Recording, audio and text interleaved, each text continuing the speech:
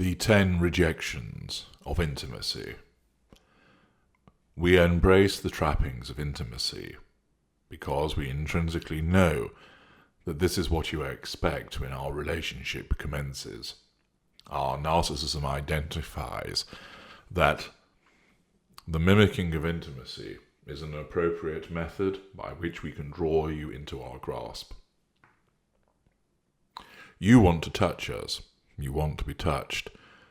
You want to gaze into one another's eyes and revel in what you see there. You want the tenderness of the kiss, the tingling sensation that arises from the briefest of brushing touches and the safety and security of a hand being held. We reject intimacy because we do not connect to you. We endure this intimacy in order to maintain the illusion of our perfect love and to provide you with that which you have been conditioned to expect as denoting love, affection, and passion. Such intimacy repeatedly hints at a place that we must not go to, but the necessity of your seduction in order to bring you under control means that we must focus on the task in hand and dispel what intimacy signals.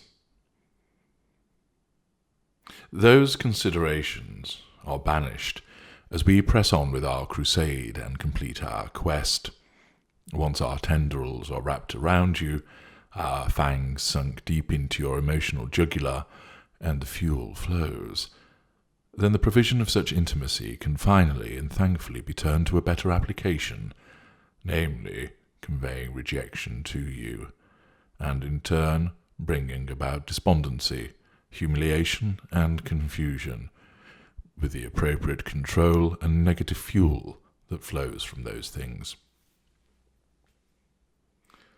Invariably, we prefer words to do our work, easily used, easily mobilized, easy on the energy expenditure. Alongside that, however, certain acts of rejection work marvelously well because of the effect that they have on you, and, of course, the economy of effort that comes with them. We are designed as creatures of efficiency, maximum gain for minimum effort. Provision takes effort. Denial comes far easier. Accordingly, we reject intimacy on a regular basis as a part of your devaluation. You ought to be aware of this. You ought to be aware of the different ways by which we reject your intimacy. These are devaluations. These devaluations will be used against the intimate partner primary source, the intimate partner secondary source, and the dirty little secret.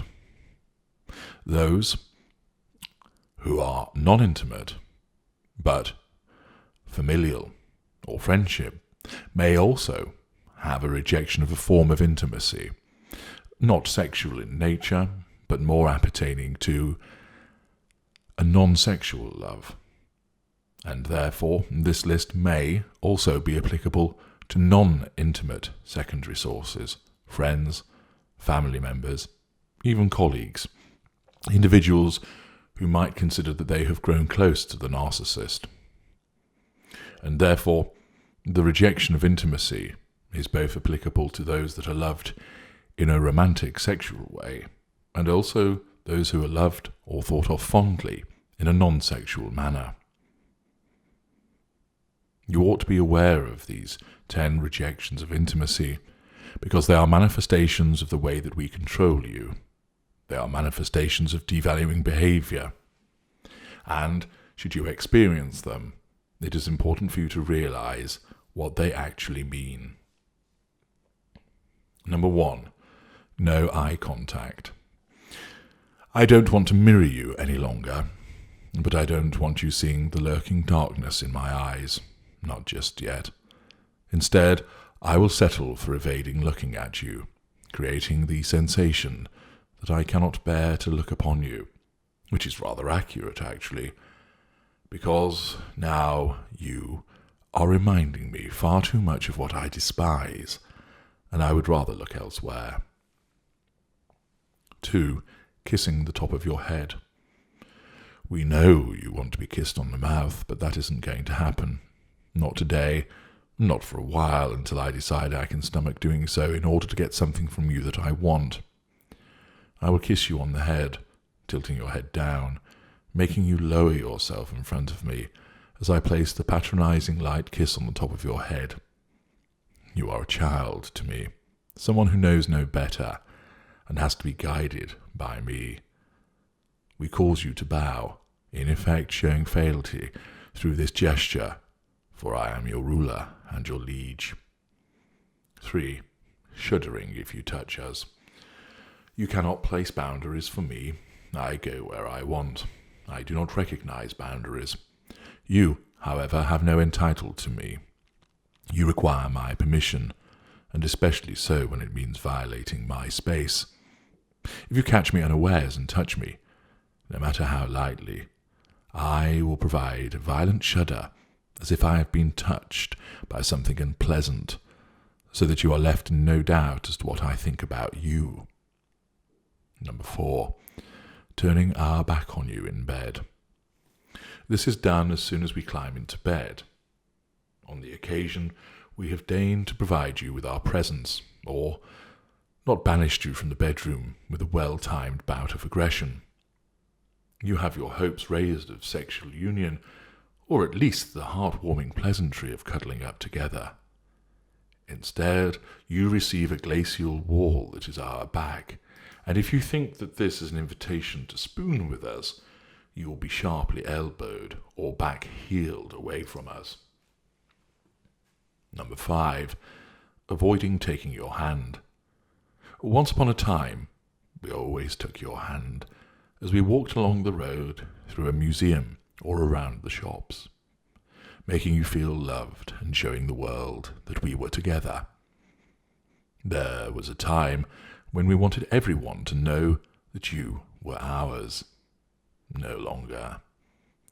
We will ignore the proffered hand, driving our own into our pockets, or shaking off your hand if you happen to grab ours. You don't decide to show others that we are together. Don't you realize that one of my new prospects just might see? 6. Awkward evasion. You try to place an arm around me, and we suddenly jump up as if we have sat on a tack.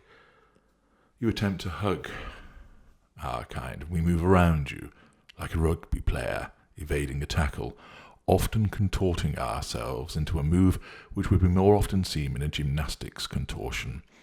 Our desire to wriggle away, duck under, escape, and move apart suggests that your very touch might burn us. The exaggerated movement can leave you in no doubt that this was deliberate. 7. One-sided hug. You have taken us by surprise and launched a hug at us, be it from the front, sides, or rear. You will not have it reciprocated. There will be no return gesture, no warning. We will stand like a block of ice, arms down by our sides, back stiff and stare, rigid, straight ahead, willing this uncomfortable moment to end. 8. No longer naked. We once paraded around naked in front of you, letting it all hang out, without a care in the world. Truth be told, we wanted you to look on our naked form and admire, and it was also done to signal to you that we were entirely comfortable around one another in the buff. Now we behave like a coy virgin. We wear pyjamas in bed rather than sleep naked. We lock the bathroom door when we are in there so you cannot walk in on us. And we always wrap a towel around us in order to cover up our intimate areas so you cannot see. If you happen to walk in unexpectedly when we are naked, we will grab the nearest shirt, sombrero, or fruit bowl to cover our modesty, or dive behind a door, under a bed, or out of the window. You don't get to look anymore. Number 9. Proffering a cheek. You wait to kiss us and want to plant a tender kiss on our mouth. Others are observing, and we must have consideration for the facade. An awkward evading move would now be unwise, and might invite unwanted speculation, comment, and threat to our control. Instead, we turn our head, so you are left with no option but to plant that kiss on our cheek.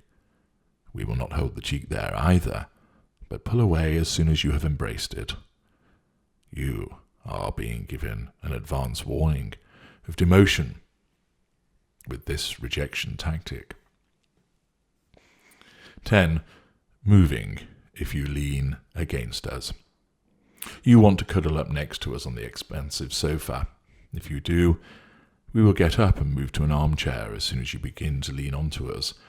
If you try and then sit in my lap, I will tip you up and deposit you on the floor as I leave the room and give you a silent treatment for pushing the matter too far.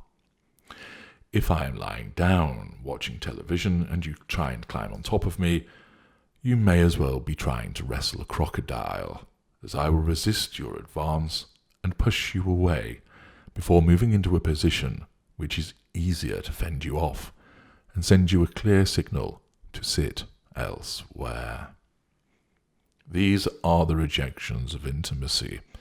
Each of them are devaluing behaviors, and you should take note that you have been painted black, and, in effect, we are asserting control and drawing fuel from you through these devaluing actions.